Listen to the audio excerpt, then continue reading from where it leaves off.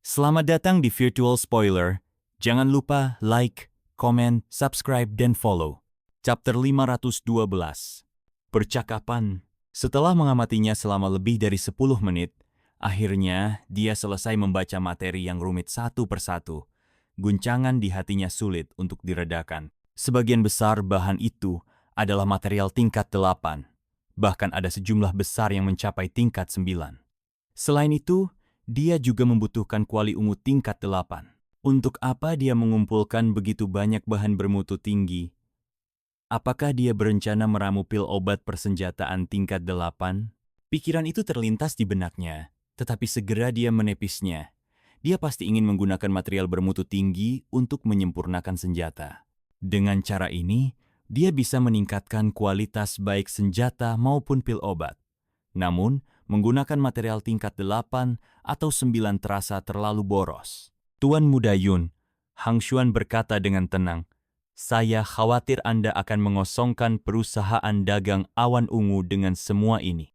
Yung Xiao merasa sedikit malu. Dia tersenyum dan berkata, "Hang Xuan, kamu bisa membayar sesuai keinginanmu. Aku tidak ingin membuatmu rugi. Setelah kita sampai di kota Songyue, aku pasti akan meminta Linger membalas kebaikanmu 2 kali lipat. Untuk saat ini, aku hanya bisa menyediakan 1/5 dari bahan-bahan ini," kata Hang Xuan.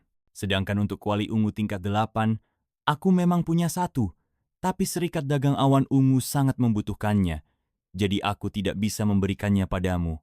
Mengenai batu primordial, aku bisa menyisihkan 80 juta batu primordial kelas menengah untukmu sementara ini." "Oh, kau punya kuali ungu tingkat 8? Yung Xiao terkejut. Dia tidak menyangka kamar dagang awan ungu memiliki benda seperti itu dan lebih dari sekadar daftar materi, ternyata benar-benar ada di sana.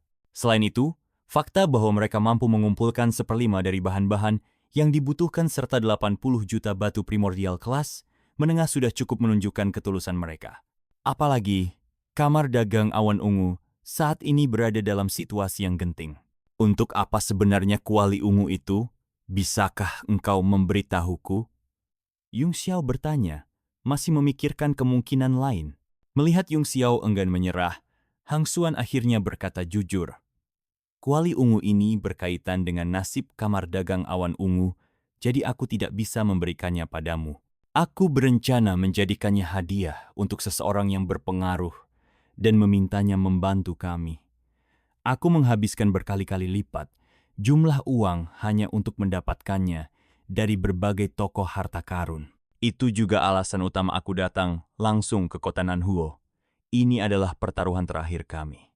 "Apa ada sosok besar di kota Southfire?" Yung Xiao bertanya dengan dahi berkerut. "Siapa yang sebenarnya ada di sini?" Hang Xuan mengangguk serius dan berkata, "Tuan itu sedang dalam pengasingan. Menurut perhitunganku, dia seharusnya keluar hari ini. Aku berencana membawa kuali ungu dan beberapa hadiah lainnya untuk menemuinya.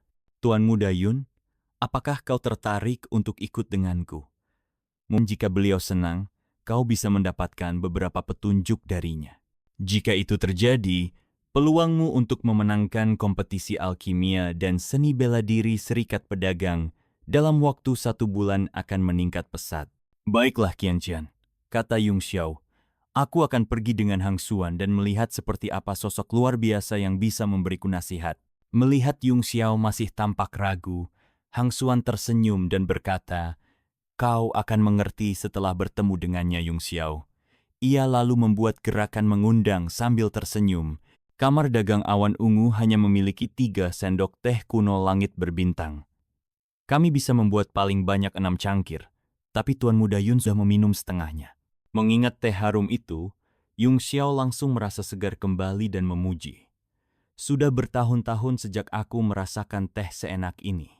Aku benar-benar tidak sia-sia datang ke Southfire City. Ini." Hang Xuan tertegun sejenak sebelum tersenyum tak percaya.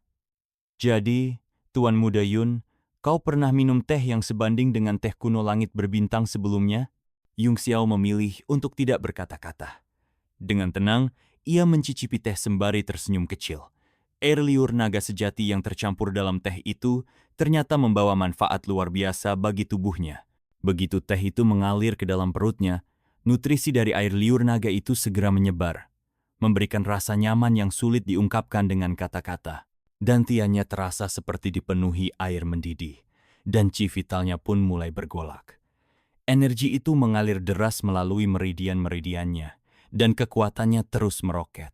Hang Xuan, yang menyadari perubahan itu, terkejut. Ia merasakan fluktuasi energi primordial Yung Xiao, dan langsung berseru dengan antusias.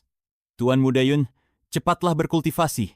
Sepertinya Anda akan segera mencapai terobosan. Yung Xiao hanya tersenyum masam. Tidak semudah itu, ujarnya pelan. Aku belum mengumpulkan cukup chi primordial. Hang Xuan, kalau engkau punya beberapa juta batu purba, mungkin aku bisa mencoba mencapai terobosan. Ia sudah lama berada di puncak tingkat Grandmaster bela diri bintang 4. Hanya sehelai rambut yang memisahkannya dari tingkat berikutnya, tapi itu justru menjadi penghalang yang sulit ditembus. Kebutuhan akan chi vital untuk terobosan itu terlalu besar. Hang Xuan mengangguk, mengerti betapa pentingnya chi vital dalam proses terobosan. Tanpa berpikir panjang, ia segera bergegas keluar dan mengeluarkan setumpuk batu vital berkualitas tinggi. Baginya, membantu Yung Xiao sedikit saja sudah cukup berharga. Ia tidak akan pelit dengan batu primordial, apalagi mengingat situasi genting yang sedang dihadapi Serikat Pekerja Purple Cloud. Harapan untuk diselamatkan kini terletak di pundak Yung Xiao. Yung Xiao merasakan gelombang energi primordial yang melonjak dari tas penyimpanan di depannya. Hatinya dipenuhi kegembiraan. Dengan cepat, ia menampar tas itu dengan telapak tangannya, menghancurkan semua batu purba tingkat tertinggi di dalamnya, lalu menelan energi yang terlepas. Tas penyimpanan itu meledak, dan energi primordial dalam jumlah besar membanjir keluar. Namun, energi itu tidak sempat menyebar karena ditarik oleh kekuatan jiwa yang mengelilinginya. Semuanya mengalir deras ke dalam tubuh Yung Xiao. Hang Xuan terkejut melihat langkah drastis yang diambil Yung Xiao. Namun, kekagumannya semakin bertambah ketika ia menyaksikan Yung Xiao menyerap energi primordial dalam jumlah besar hanya dalam beberapa tarikan napas. Tubuh Yung Xiao perlahan membengkak, kulitnya yang halus memancarkan cahaya hangat. Otot-ototnya mengencang dan membesar, membuatnya terlihat seperti pria yang perkasa. Gelombang kekuatan yang keluar dari tubuhnya begitu kuat, hingga membuat Hang Xuan merasa sedikit gentar. Jelas, Yung Xiao bukanlah Grandmaster bela diri bintang 4 biasa. Boom, boom, boom. Suara teredam bergema dari dalam tubuh Yung Xiao, di bawah pengaruh energi primordial yang melimpah, penghalang tingkat bintang 4 dengan mudah ditembus. Kondisi tubuhnya langsung melesat ke tingkat Grandmaster bela diri bintang 5. Saat itu juga, tubuhnya menyerap sisa energi primordial yang ada. Setelah diserap, energi itu langsung dicerna, dan kekuatannya terus bertambah.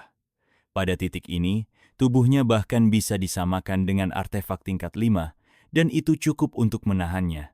Hang Xuan menatap tas penyimpanan yang kini kosong dengan mata terbelalak. Kamu, itu 1000 batu primordial tingkat tertinggi, setara dengan 10 juta batu primordial kelas menengah.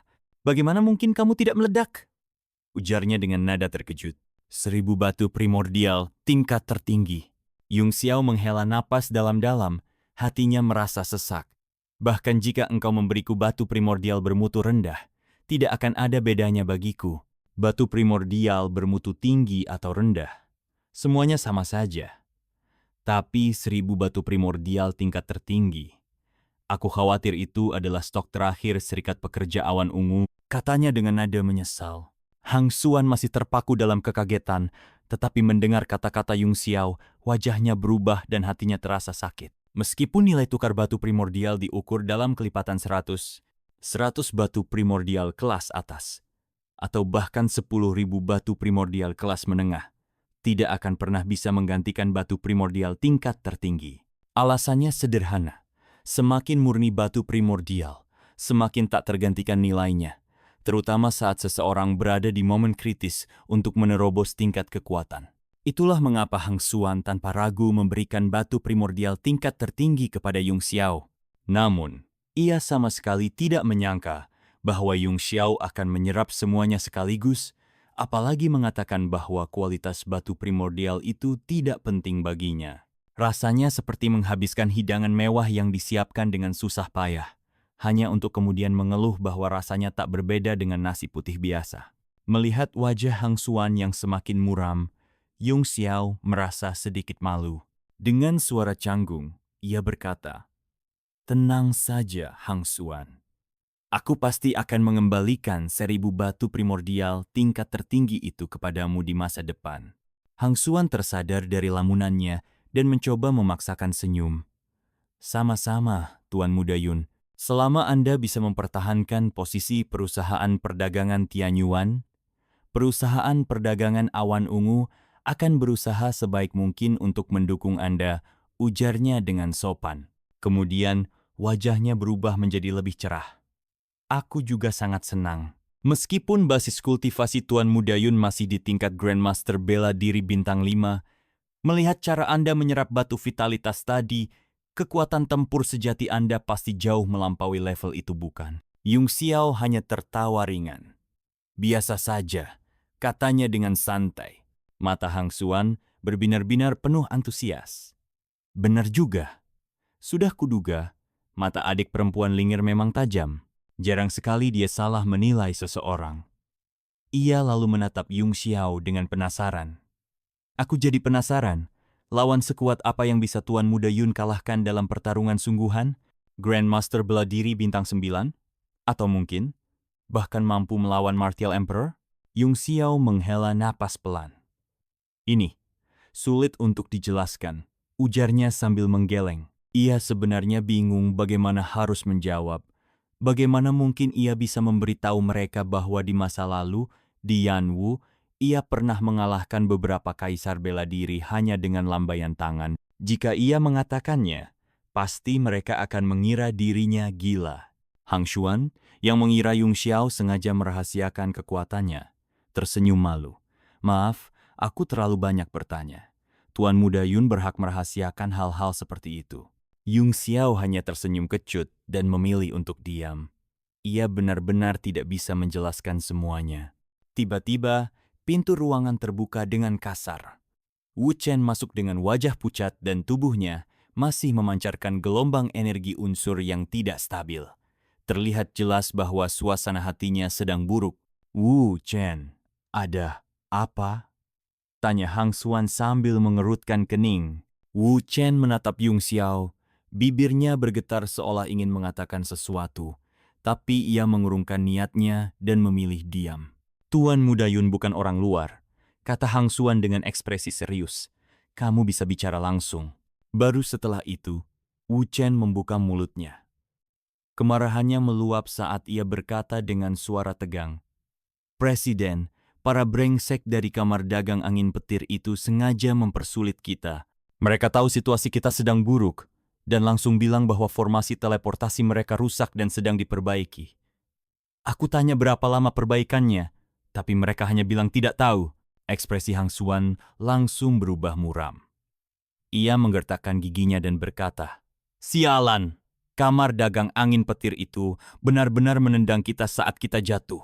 Yung Xiao, yang mendengar percakapan itu, awalnya mengerutkan kening.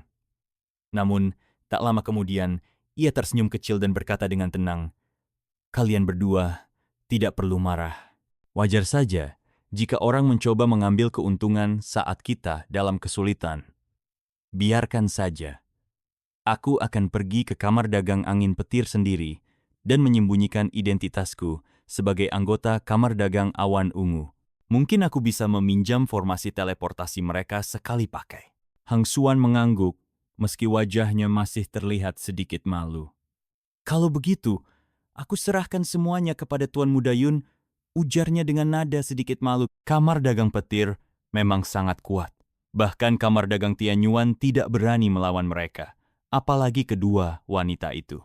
Kamar dagang petir hanya menunjukkan rasa hormat kepada mereka karena status serikat pedagang. Jika mereka tidak menghormati serikat pedagang, kedua wanita itu tidak akan punya daya untuk melawan. Pemimpin serikat, setelah kita melewati krisis ini, Kita harus membangun formasi teleportasi berskala besar di kota Southfire, kata Wuyan dengan penuh semangat meski masih terlihat marah. Hang Xuan mengangguk. Itu rencana untuk nanti. Sekarang, mari kita fokus menyelesaikan masalah ini dulu. Ia lalu menoleh ke Yung Xiao. Tuan Muda Yun. Sang Tuan mungkin sudah keluar dari pengasingannya. Apakah Anda ingin ikut denganku untuk menemui beliau? Bagus sekali, jawab Yung Xiao dengan santai. Aku juga penasaran ingin melihat orang luar biasa seperti apa yang bersembunyi di kota Southfire ini. Nada bicaranya terdengar sedikit meremehkan, tanpa ada rasa hormat yang terlihat. Hang Xuan sedikit mengernyit, tapi ia memilih untuk tidak mempermasalahkannya. Kebanyakan anak muda memang cenderung sombong, apalagi seseorang seperti Yung Xiao yang masih muda namun sudah sangat sukses. Wajar saja jika ia memiliki sikap yang sedikit keras kepala. Hang Xuan kemudian membisikkan beberapa instruksi kepada Wu Chen. Wu Chen melirik Yung Xiao sejenak, lalu berbalik dan pergi. Tak lama kemudian, Wu Chen kembali dengan sebuah tas penyimpanan. Ia menyerahkannya kepada Yung Xiao sambil berkata, "Semua bahan yang Tuan Yung Xiao butuhkan sudah ada di dalam sini. Serikat Pekerja Awan Ungu bisa menyediakannya. Selain itu, ada juga 100 juta batu primordial tingkat menengah." Terima kasih sudah mendengarkan Virtual Spoiler. Sampai jumpa di pembahasan berikutnya.